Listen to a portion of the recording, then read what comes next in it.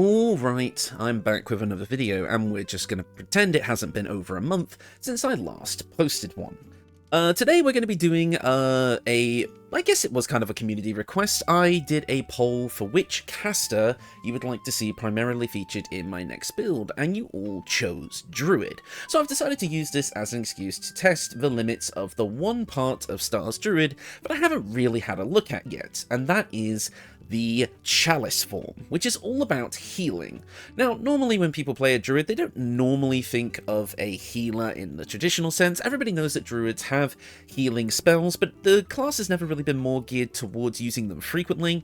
It's all about like, oh, you have them in a pinch, but your main focus is wild shape or whatever usual like battlefield control or offensive spells you normally have. But a purely healing dedicated druid can absolutely work, and in fact, in some cases, might be better than a cleric. Not always, as there are some key things that clerics get that druids don't, that are pretty valuable to the overall playstyle of a healer, namely a couple of spells, but thanks to the Stars Druid subclass, that gap definitely closes, and it creates a new type of healer that is basically the equivalent of I'm a healer, but, you know, that meme where the doctor's cocking a gun. So, and which actually kind of inspired this build in a way, as you'll see as we get a bit further down.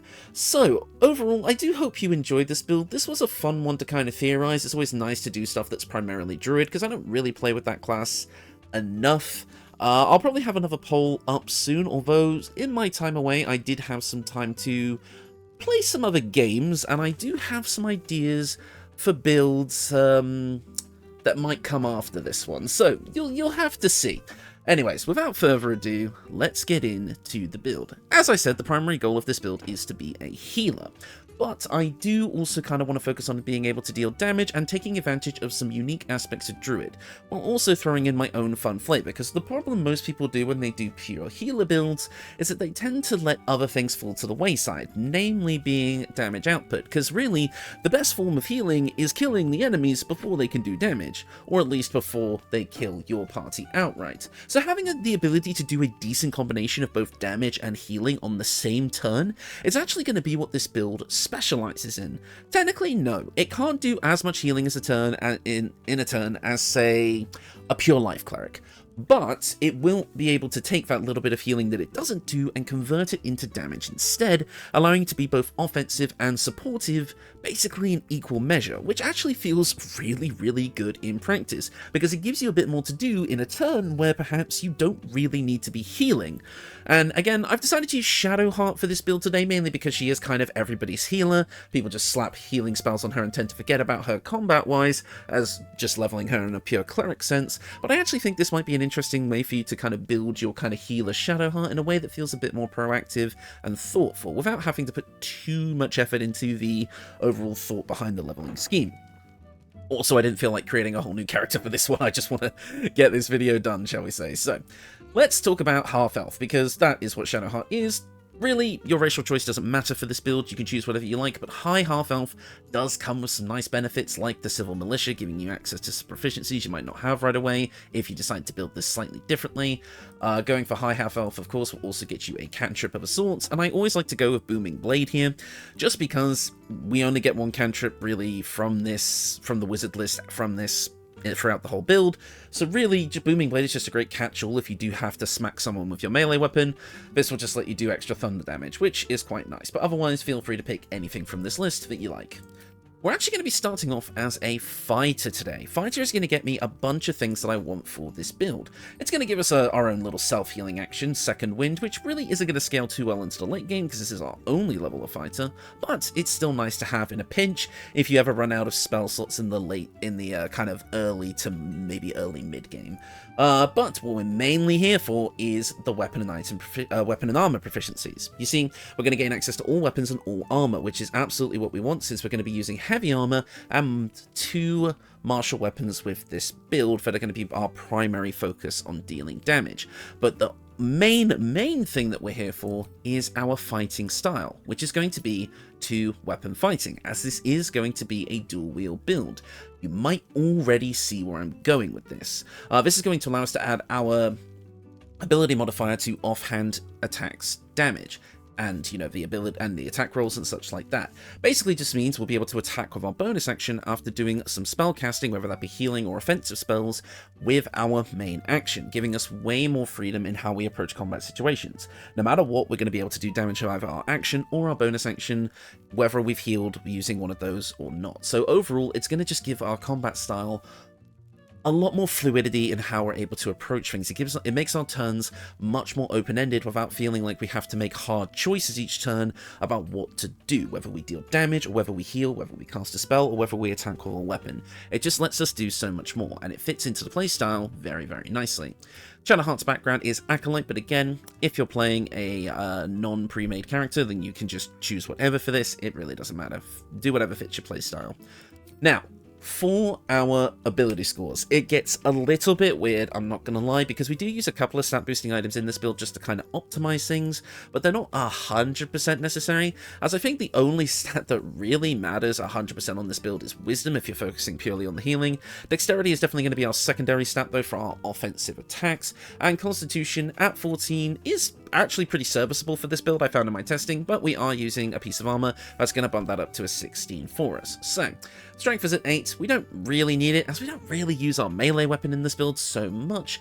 However, the melee weapon that I have chose does have some benefits that are nice for the build, so but we don't really need to attack with it. But if you're using a dexterity-based weapon, it's not really going to matter anyway. Speaking of which, dexterity is at 16, it is going to be our main weapon attacking modifier. Constitution is at 14, but like I said, this does get bumped up to a 16 by the end of the build, rounding out our HP at just about, I think it's 101, which is quite nice. Intelligence is at 8 because we don't need it. Wisdom is at 17 because we are going to be bumping this up with an item that's going to allow us to bump it up to a total of 18 without any stat improvements.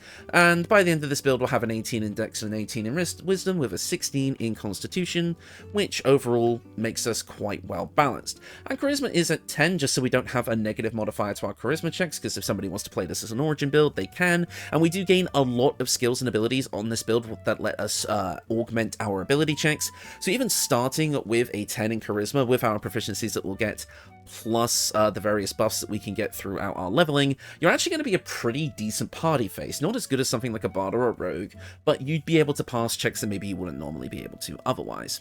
Speaking of skill proficiencies, here's what we're going with. We've got Religion and Insight, obviously, because we're an Acolyte, so I've thrown in Perception as well, because it's a wisdom-based skill, and I've decided to grab our one social skill for this level, which is Intimidation from Fighter, which overall gives us a +2, which again, we can bump up fairly easily. Alright, that's level 1. At level 2, we're going to take a multi-class into Cleric. Yes, I know I said this was a Druid build, but we do just want a quick dip into Fighter and a quick dip into Cleric before I put the rest of the levels into Druid. We only really need to go to level 10 of Druid in this build anyway, and by taking this level of Cleric here, we're actually still going to gain access to level 6 spell slots, which is the highest we can get, so really, no harm, no foul here. And it's just going to give us a bunch of stuff that just elevates the build just a little bit. Anyway, like most people know that a 1-level dip of Cleric is usually one of the better choices in the game, so we're definitely going to go with that. Starting off with our cantrips. Now, normally I would pick Guidance here, but we're actually going to get this from Druid later, so we don't, and it's non-optional, it's not like something we can train out, so there's no point in taking Guidance here. I will keep Resistance and another skill, that being Thaumaturgy here, just to give us advantage on Intimidation checks, obviously, which we can do, and Resistance will help us with saving throws if we need it. As for our final spell of the build, it really doesn't matter what you pick. We can get Produce Flame from Druid later as well, so you don't really need to take that, so if you want to take an offensive cantrip, I'd recommend either Toll the Dead or Sacred Flame. I'm going to recommend Toll the Dead because we will have other options for dealing radiant damage, but not really any for dealing necrotic damage, and since this does a 1d12 of necrotic damage, this is a pretty damn good option, so I quite like having this here. As for our subclass, I mean, I think this one is rather obvious. We are going to pick up a quick level in Life Domain. Not only does this give us Cure Wounds and Bless automatically added to our spell list without us needing to prepare them, which is nice because I was going to take both of those anyway, it does also give you access to Heavy Armour if you don't want to take that Fighter dip, so you can still grab Heavy Armour proficiency here, as well as Disciple of Life. When casting a healing spell, the target will regain an additional hit points equal to 2 plus the spell's level. No restriction on this, does not have to be a Cleric spell, can be our Druid spells, so overall this is just a nice bump to our overall healing, and it gets better from there. By taking the Stip of Cleric, we also get 2 skill proficiencies, in which I'm going to take Medicine, I mean, we're a healer, as well as Persuasion, giving us another decent Charisma skill to use. Again, so this can work as an Origin build. We also gain 4 prepared spells at this level, and there are some obvious choices. The first one obviously being Healing Word, a quick bonus action heal. Although, again, having to have a heal as a bonus action isn't the be-all and end-all of this build, because again, I've been able to make this build quite fluid in what it's able to do. This spell doesn't have maybe as much value as it would on most healing builds, but it's still very, very good, and I recommend keeping it. Speaking of a staple in all healing builds, Sanctuary. If you ever want to take a turn just to make sure you're not going to be taking any damage, so you can just focus on buffing and healing, Sanctuary makes it so that enemies can't directly attack you, which obviously is broken for so many reasons. I've used this to abuse the AI of the game many times in the past, so we're just going to take it here as kind of a catch-all coverall. Now, again, a lot of people would normally take Guiding Bolt here, but we're actually going to get this from Druid anyway, so we don't need to take it here. So I'm going to take Command because it's a very useful utility spell. Everybody knows this. It's one of the best. It can make people drop their weapons. It can make them flee. It can make them move closer, freeze, go prone. Very, very useful. And for your final spell, it's really up to you. We do have the ability to get some electrical attacks later in the build, because we're going to be playing a druid, as well as the fact that we'll be able to summon things that can do electric damage as well as our allies might be doing it. So Create or Destroy Water could also be good here, entirely up to you. Inflict Wounds could be good if an enemy gets a bit too close for comfort. Bane can be great. Shield of Faith can be great. There's so many good options here, really, and because a Cleric is a prepared spellcaster, you can change these around as you see fit. So honestly, pick your poison. Doesn't really matter. Now, moving on, we are finally going over to Druid for our main class for the rest of the build. And because we go into Druid last, you know, the multi-classing item scaling, our spell save DC will be Wisdom for scrolls and such and all that, so that all works out, and of course, now we get to get into the meat and potatoes of the build. A bit late for some people, maybe, but overall it does still do the job pretty well for the leveling scheme of this build, so I think it makes sense to take the Fighter and Cleric levels first before going into Druid, and then just going Druid the rest of the way after. So, first up, our cantrips. Now, as I said, you can get guidance here, but we don't actually need to grab it just yet, because again, we're going to get this guaranteed. So I would choose Produce Flame, and, well, it's really up to you kind of what you want your next one to be. If you're using a club or a quarterstaff with this build, which I'm actually not doing, but you absolutely could, and would probably make a lot of sense, you can grab Shillelagh here to basically allow you to use your spellcasting ability modifier for the attack rolls of your weapon. So maybe you could grab like a spellcasting quarterstaff to give you a bit more offensive power, use Shillelagh, and then you've got your melee option available to you, but really, it's whatever. You don't need this for this build. Thorn Whip or Poison Spray will also do quite nice. It's, again, entirely up to you. I'll probably go for Thorn Whip, but by the time this build is done, you'll have every cantrip from the Druid list anyway, I'm pretty sure, so it really doesn't matter. Moving on to our prepared spells, we now get to pick up a few more things. We already have Cure Wounds and Healing Word from our Cleric levels, so we don't need to pick those here, which means we get to pick some more of the fun stuff. Namely, Goodberry. It's another form of healing, who doesn't love a snack, as well as it can really help in playthroughs if you're running low on camp supplies, as this is just an auto camp supply spell, which is fun. I just like to take this for flavor, both literally and figuratively, so we grab it here. As for your other spells, it's kind of up to you what you want to pick. Fairy Fire is another lovely support spell that can really help out your team, so I like to grab that as well. Speak with Animals will allow us to, well, speak with animals. We didn't take Animal Handling as part of our skill proficiencies today, so we can use our meager Charisma to kind of get some of the more fun dialogue options in the game. And then finally, it's kind of up to you what you want to pick again for your last one. It really doesn't matter, as we'll probably train it out at some point, so honestly, pick your poison. I would say Thunder Wave is really, really nice for a kind of get up off me spell, which means that if enemies get too close but you want to create distance, you can push them away, which can work. So overall, again, up to you.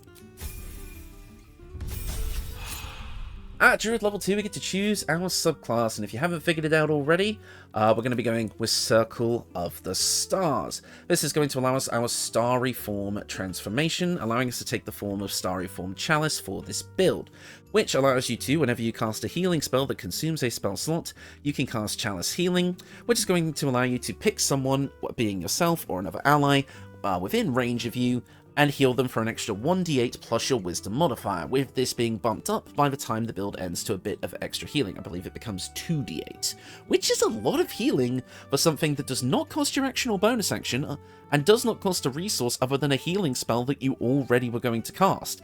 It's just free extra healing. I can see why people might think this is a bit underwhelming compared to Archer, which gives you the ability to attack with a Radiant Arrow as a bonus action, or Dragon, which is just one of the most broken things in the game. That I understand.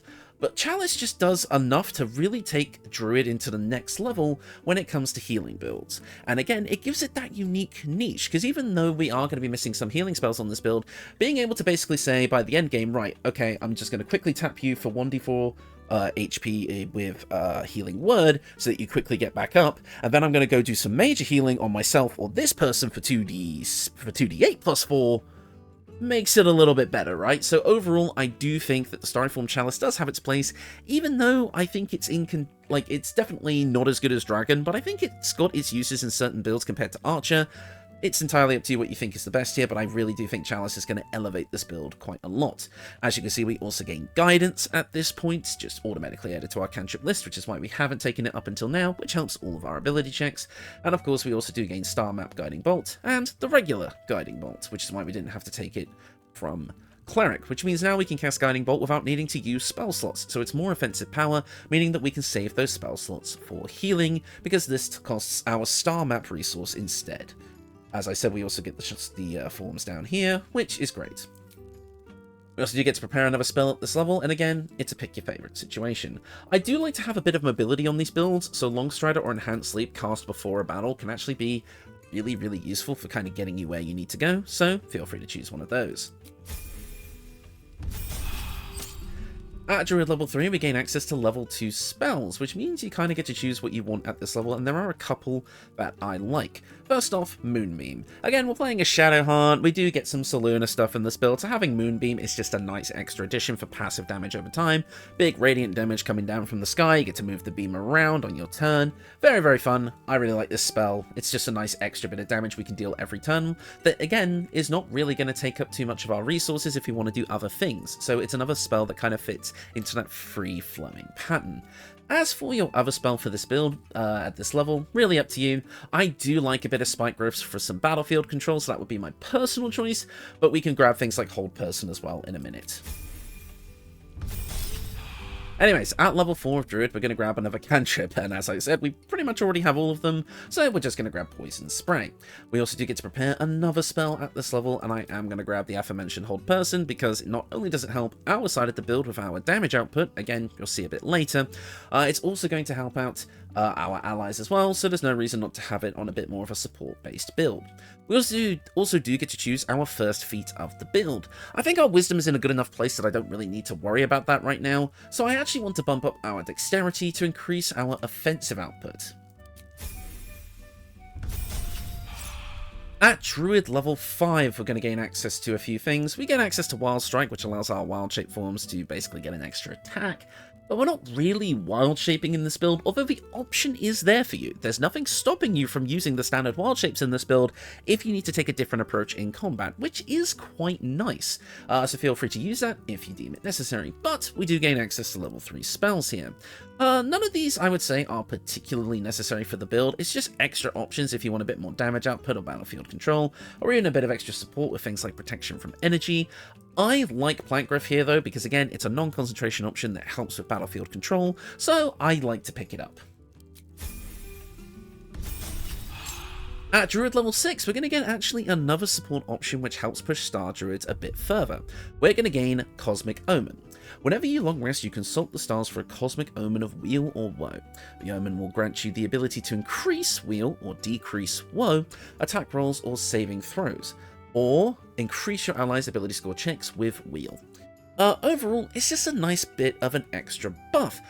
You can spend your Cosmic Omen to really make those ability checks shine, which again makes us really supportive in that aspect beyond just guidance, as well as being able to use some sort of protection to protect either your summons, which we're going to get in this build, or your allies. So overall, Cosmic Omen just adds a little bit more to the support niche that we're going for here. Again, it's a bit of a small component of the overall wheel that we're working for here. The wheel that's spinning, not that kind of wheel. I don't know why I use that metaphor. That's just confusing. Let's move on. on. Overall, though, it does help a little bit, and again, it comes with its own unique resource, which we'll get more of as we level up, which is kind of nice. You also get the owlbear transformation at this point, which is pretty much the best wild shape in my opinion, so if you really do need to go bear crazy, you can. We also do get to prepare another spell at this level, and again, it's really up to you what you want to pick at this point. We kind of have everything that I would have wanted from the spellcasting list already, so it's a pick your favourite situation.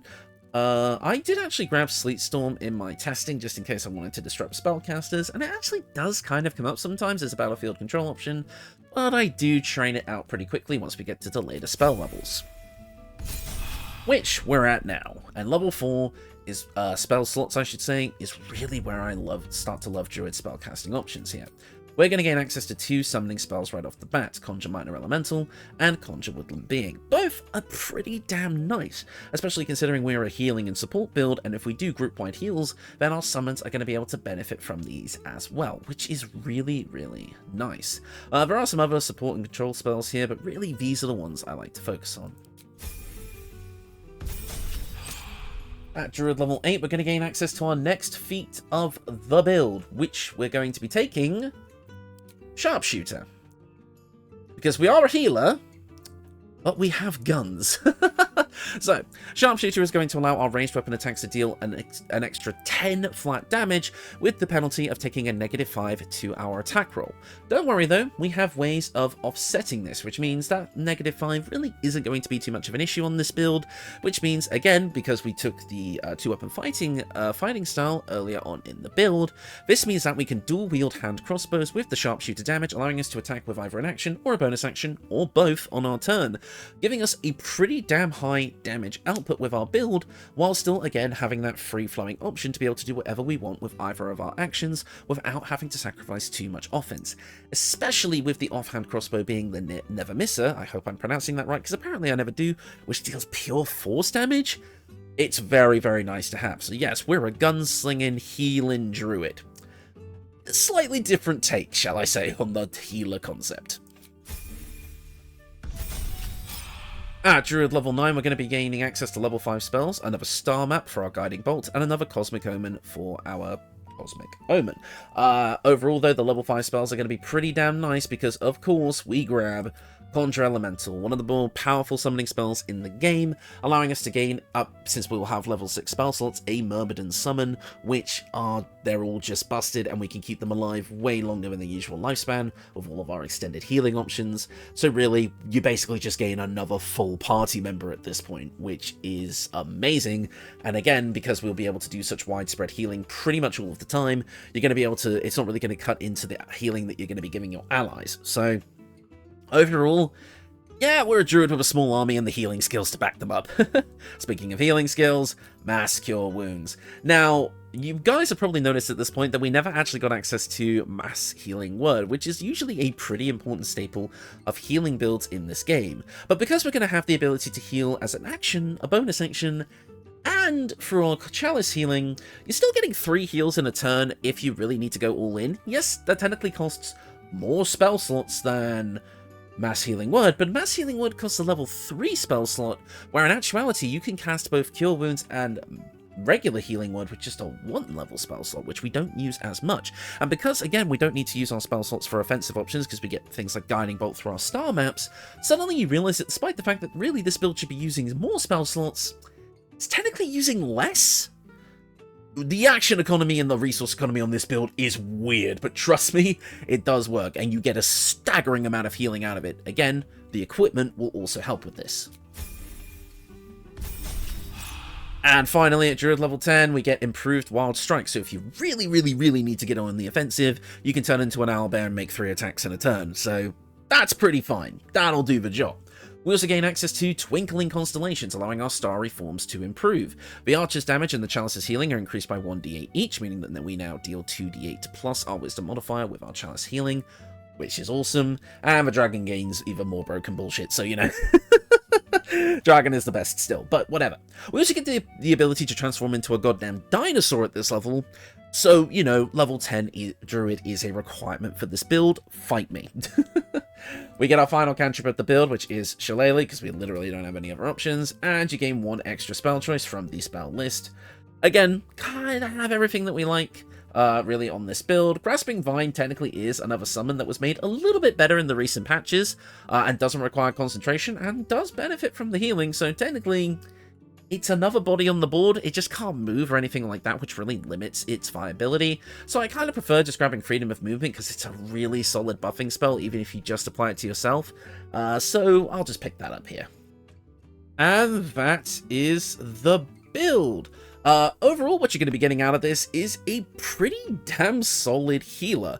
Like I say, between Chalice healing and any of your healing spells, you could be healing pretty much anybody like half of their full HP, even in the endgame, per turn. If you were to dump a Cure Wounds, a bonus action healing word, and your Chalice healing all into one character, they're pretty much going to be back up to full, or at least close to it, in most situations where you would be healing them. We do have AoE heals, so we can quickly apply buffs and such to the whole team, more on that in a bit, as well as just having a bevy of offensive options. We've got our crossbows, which are going to be dealing 1d6 plus up to 15 or 16 damage, which is awesome. This means we are an extremely offensive powerhouse when we need to be. We've got battlefield control through things like Spike Growth, and again, we're really resource sufficient. We gain 4 guiding bolts per long rest that don't require any spell slots, including 4 cosmic omens per long rest, which can help us with ability checks, attack rolls, saving throws, you name it. Or not saving throws. I don't think they allow us to do it for saving throws, but ability checks and attack rolls are on the table. So there you go. We even have access to the wild shape forms as well, giving us another way to be tanky and offensive if we need to swap up our playstyle. We have damage over time, we have summons. Like, basically, we just have everything that's great about Druid, but we're basically also playing a full life cleric as well. Like, I think the only thing that we're kind of missing that we don't really get from life cleric is mass healing word, as a bonus action group-wide heal, which, yes, is a bit of a blow to the build, but is honestly not that missed. The ability to heal ourselves upon healing others we can get through a piece of equipment, which is Life Cleric's level 6 ability. So really, we just have everything that a Life Cleric would, but more. Again, spell choices are a bit different. There are definitely some cleric spells, like I've pointed out, that will be missed on this build, but otherwise we just have so much extra going on that I don't honestly think we need to worry about it too much. And by starting off with a level of fighter, we also get that con save proficiency for our concentration spells, which is kinda nice. Just overall, this build does a lot, and it does it really, really well, so I can't really fault the build. It's just fun. It does so much, and it just gives you so many options of how to approach things. And again, in my opinion, it solves one of the problems that I have with kind of healer builds, is that they sacrifice damage, or their turns are so rigid in what they're able to do. Whereas with this build, you just have so many more options. So, I don't know. I like this one. I like this one a lot. It may be simple in the leveling scheme, and it may not be. I may definitely not the first person to do this, but I definitely tried to throw my own twist on it to make it a bit more unique. And honestly, I'm a healer but is a funny meme, so being able to pull out a crossbow and shoot someone for a massive amount of damage, upwards of like 21, is kind of fun. So I'm quite happy with that aspect of the build. So let's talk about the rest of it, which is the equipment. Now, this is probably one of those builds where a lot of things can be swapped in and out depending on preference, so I'll explain my reasoning and my choices for everything that I've got here, and you can kind of judge the rest from there. First off, my weapon of choice. Again, this is a Shadowheart build, so we've got Selûne's Spear of Night. Well, it's not really a Shadowheart build, but you get the point.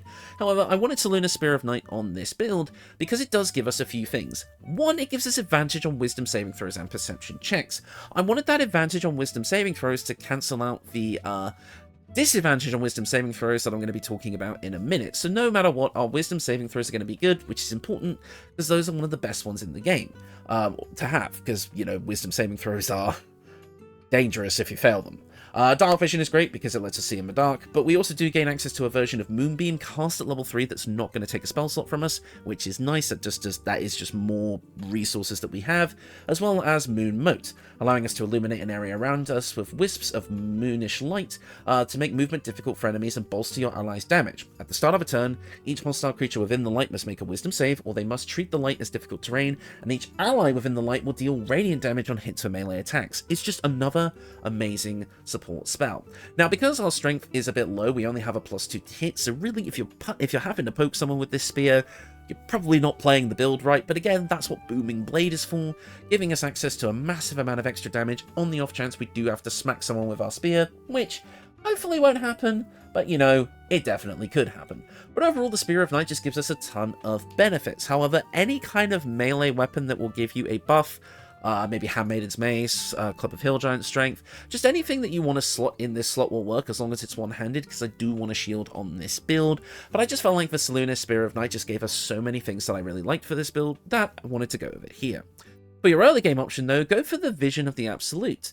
You can blind targets that fail a dexterity saving throw, dealing an additional bit of piercing damage to certain creatures that sport multiple sets of eyes. Yes, obviously that works on spiders, but it does also work on other things a bit more as well. But otherwise, not really too fussed about your early game weapon. It can be literally whatever you want. I just felt like bringing up the Vision of the Absolute because reasons. Anyways, for our shield choice, I do like to go with the Adamantine Shield here. We become immune to critical hits, which will give us even more tankiness. And again, this build loves being tanky since it can heal itself so much. I don't think I ever dropped below like 70 HP on this build even once in all of my testing, which is amazing. When an attack misses you, the attacker is sent reeling for 2 turns, which means their subsequent attacks are more likely to miss as well, and we get the standard shield bash. Overall, with all of our armor and our shield, we're coming out to a total of 21 AC, which makes us pretty damn tanky, especially since we're going to be able to reduce the damage done to us and then heal that minuscule damage as well. Of course, for our primary attacking options, as this is a dual-wield crossbow build, we've got access to the Hellfire hand crossbow in our main hand, and the Never Misser in our offhand.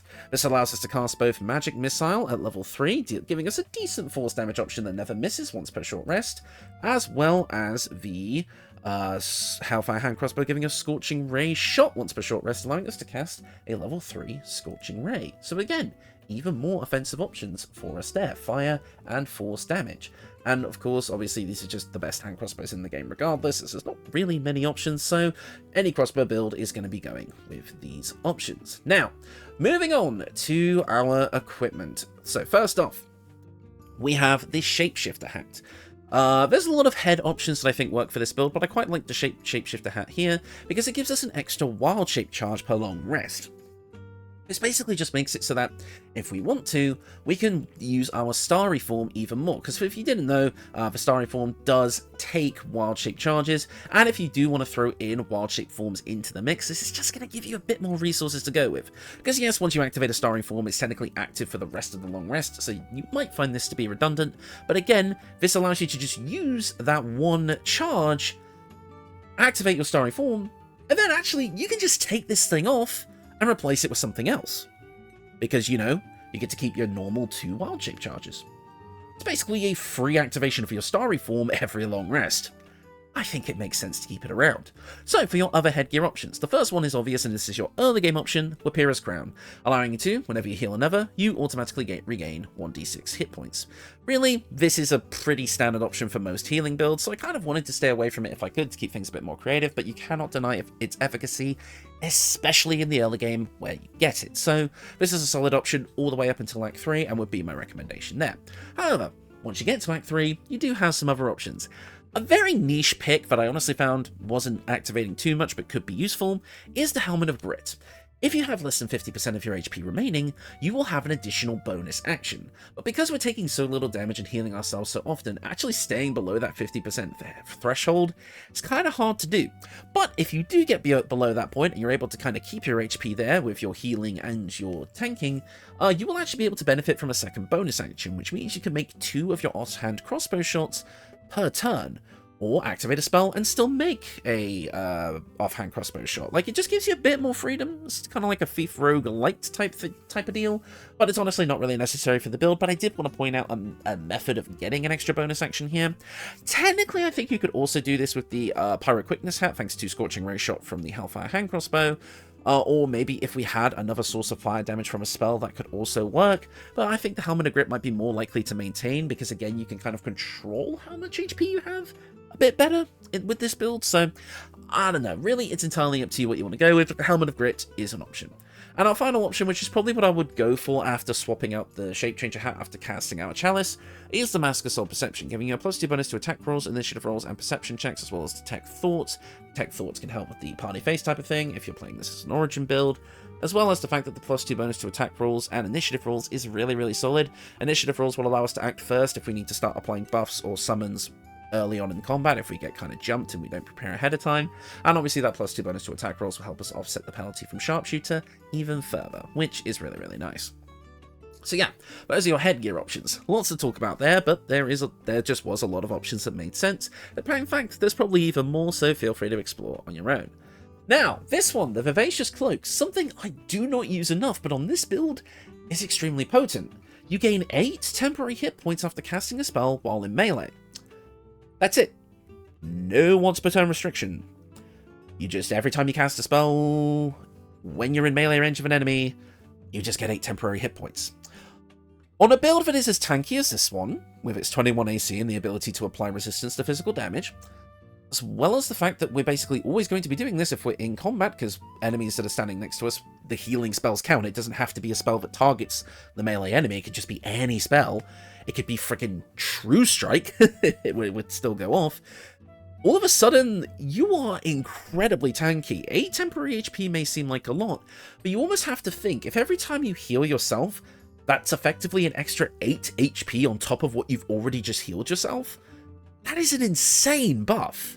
Which honestly just makes this worth it. There's nothing else that I would really put in the cloak slot, but this is basically just a free extra 8 HP every time you heal, which is insane. Or hell, cast a damaging spell.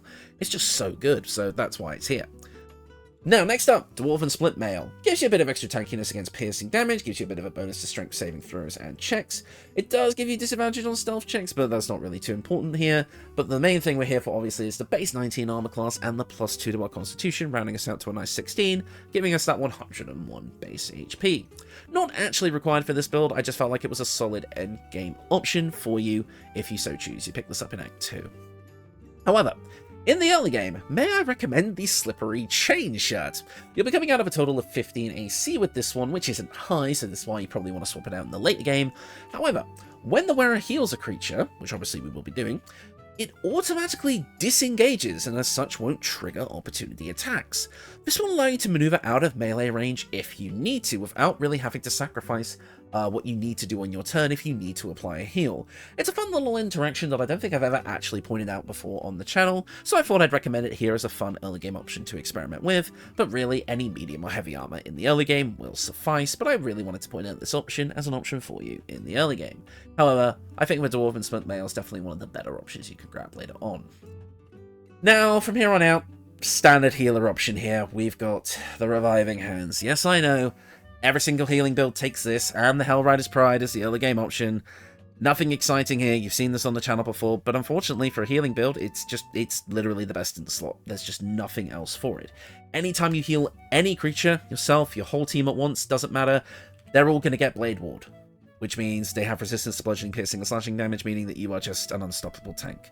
When you revive a creature as well, you're going to give them Death Ward, meaning that they'll remain conscious with a point of HP remaining, and you're going to gain access to a once per long rest used of Revivify, which we don't actually get because we're a Druid instead of a Cleric. Which again, not the most important spell in the world, because usually you can just do a quick healing word as bonus action to get someone back up from the down state, but if they're dead, then Revivify is what you need. Really though, you could just use the Hellrider's Pride the entire game, basically the same thing, where it's just worded a bit differently. So really, Hellrider's Pride, and then you can upgrade to the Reviving Hands a bit later. Now, the next option though, is something that I've never used on this channel before because I thought it was rubbish. But I was wrong. These are the Boots of Aid and Comfort. Acquired very early on in the game, whenever the wearer heals a target, it gains 3 temporary hit points, and my thought was just like, really? 3 temporary hit points? That barely scales out at the beginning of the game. Like, what are we doing here? But I was wrong. So you have to think about it. On a build that's mostly dedicated to healing, right?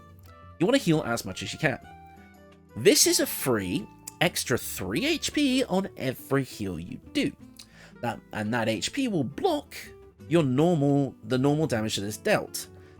And when you take into consideration that every time you heal, you're also applying a Blade Ward, which halves the most common damage types in the game, that 3 temporary HP starts to go a lot further, especially when you can reapply it multiple times per turn. Now obviously you can't stack the temporary HP, which does suck, but giving all of your allies, even your summons, effectively temporary HP every turn, even a small amount, you'd be surprised how much that builds up. Is it 100% the best option for all situations? Maybe not. But for a build like this, there's not really much else that's going to help us out too much in this slot. So the Boots of Aid and Comfort really do stack up in value. In the late game where enemies are doing like upwards of like 20 to 30 damage every attack, maybe not. But you never know just how much that little bit of HP difference can get you. And the math does math, if my math is good, which it usually isn't, as you all know. So maybe not, but at the very least in the early to mid game it's going to be absolutely stellar. In the end game, you might swap it out, but I still think it's a really, really solid option. Especially again, if you're spreading out a bunch of heals to a bunch of different people, it really does get that value. So overall, Boots of Aid and Comfort now have my seal of approval, because they're much better than I thought they were. Moving on, we have Khalid's Gift in our necklace slot. Yeah, we nicked this one from Jaheira. Sorry, love. But this could also be a Jaheira build, you know, mostly Druid, uses Khalid's Gift. Feel free to throw this on Jaheira if you don't want to use it on Shadowheart. This will bump up our Wisdom to an 18 without us needing to put an ability score improvement into it, just allowing our stats to overall work out a bit nicer. It does also give us the ability to use Khalid's Gift Aid, which allows us to cast a level 3 version of Aid, which will allow us to give ourselves 10 extra hit points, which just means we're slightly more tanky. But overall, we just need this for the +1 Wisdom buff. And of course, for the rings, we've kind of already gone over it. First up, the Whispering Promise. Again, bog standard on healing build. You're literally applying Bless to everyone that you heal. This helps for attack rolls and saving throws. Obviously for ourselves, that 1d4 bonus to attack rolls helps us offset the Sharpshooter punishment even further, as well as giving us a buff to saving throws, helping out with our, well, saving throws. Obviously our wisdom checks are going to be pretty much unbreakable at this point, but it also helps with things like the dexterity saving throws, which are also really important because we have high dex plus this, you know, and our concentration saving throws. It just works out so perfect, and again, applying this buff to anyone that we heal is just way too good to pass up. And because this is a Sharpshooter build, I have had to go with the risky ring here, giving us advantage on all attack rolls, but disadvantage on saving throws. Now obviously we have enough to where our saving throws aren't really going to be in too much danger thanks to things like the Whispering Promise and Selûne's Spear of Night, so it honestly isn't a huge deal for this build, especially if you play it right where you're more of a ranged character. You're really not going to have to worry about saving throws too often, and just getting that advantage on all attack rolls just really helps with Sharpshooter. That plus the Mask of Soul Perception just basically makes it so Sharpshooter's penalty is a non-issue, meaning that our offense isn't really a problem. I don't think I ever missed with a crossbow shot really once in my testing, so that's honestly pretty damn nice. And yeah, that is overall the build. One other thing I will point out, especially as an earlier game option, is the Amulet of Restoration. This will give you a use of Healing Word and Mass Healing Word, which obviously we don't normally get, once per long rest. So if you wanted to apply your buffs triggered on healing, like the Whispering Promise and the Boots of Aid and Comfort early on in the fight, you could just quickly pop a Mass Healing Word maybe on turn 2 or 3 after a little bit of damage has been dealt out to really just bring everyone up. And I think that'll work quite nicely as kind of an option until you get Khalid's Gift, but otherwise not really necessary for the build. Now, at the end of all my builds, obviously we talk about the fashions. So I've actually gone for Thea Taylor's Camp Clothing mod here once again, available on all platforms, so console users, you can do this too.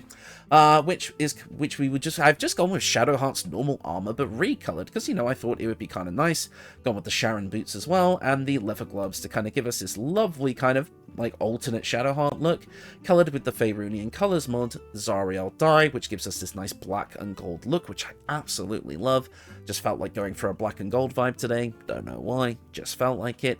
Again, Faerun colors mod is available on all platforms as well, so consoles, you can have this too through the official mod manager. So overall, it's just a nice color scheme for Shadowheart that just gives a slightly alternate take on her. But yeah, that is the build. Overall, yeah, in terms of equipment, it's mostly a bog standard healing build, with a couple of changes here and there, but I really wanted to showcase how much Stars Druid can really give Life Cleric a run for its money, while still giving you all of the base Druid options that really let you shine. You can tank with Wild Shape and our various, damage resistances that we get on this build. You can be the perfect healer, healing multiple allies a turn for multiple dice worth of damage, and you just do so much, and you apply all these buffs on top. You're applying temporary HP to yourself and your allies. You've got damage over time with things like Moonbeam. You've got ranged options. You've got melee options. You've got spell options. You've got weapon options. You can just do pretty much everything with this build and not really be hindered in too many ways. I would say this build's biggest point of kind of contention is the missing mass healing word, but honestly, if you just know how to play around that, you can really make this build work regardless. And as such, I really, really like it. You're great at support, you're great at offense, you're great at defense, you're good in all of the pillars of play, which just feels amazing. You can even be the party face to an extent with all of our abilities check buffing kind of skills like Cosmic Omen and Guidance. With our kind of mostly okay charisma. We're coming out of this with a, let's see, a +4 in intimidation and persuasion. After that, with things like guidance and such like that, and Cosmic Omen, you're still going to be a decent party face if you need to. So overall, this build works. Like, it really works. I was honestly shocked at how much this all came together. It may seem like a bit of a basic build on the surface, but once you really get into the nitty-gritty and you actually try and pilot it, you can see where the nuance comes in and how you can just make it such a free-flowing, fun-to-play build that just has a ton of options on every turn.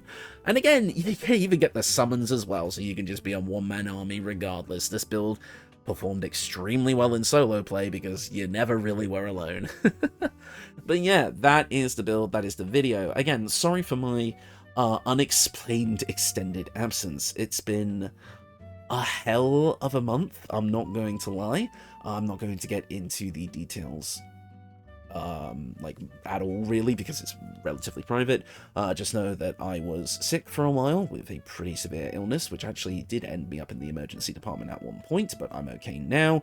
And a few other things. There was the holidays and such like that, which meant I didn't really have time to make videos and such like that.